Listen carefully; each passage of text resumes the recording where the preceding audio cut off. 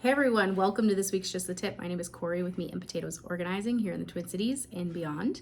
And here's part 2 of my series of strict organizing pillars that we try to excel at and exceed the standards with me and my team, but I think it's also good advice just for the general population. If you're out there organizing your own home or helping friends or family, these are all great things that you can refine and add to your tool belt.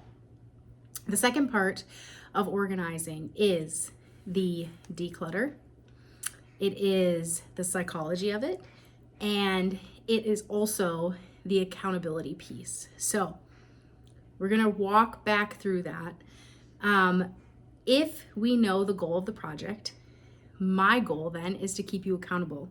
So if you said you wanted to declutter, you wanted to simplify, you wanted to kind of simplify your life, as your organizer, I have to hold you accountable to making those decisions. And one key to getting to that point is to help you declutter, to look at the psychology piece behind it. Why are we keeping these items? When is the last time we used these items?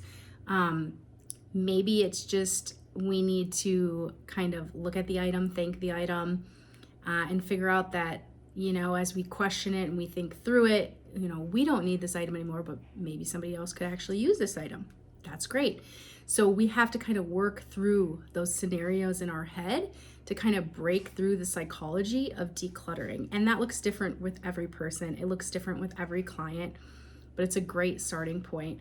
So if you can really focus and hone in on how you best help somebody declutter or help yourself declutter, and keeping yourself accountable to the overall goal of the project. A lot of times it is to declutter and simplify. Sometimes it's just to make it aesthetically pleasing. Both of those are great, and you just want to make sure you're sticking to the goal and making sure that you are actually doing that work that takes to get to that point.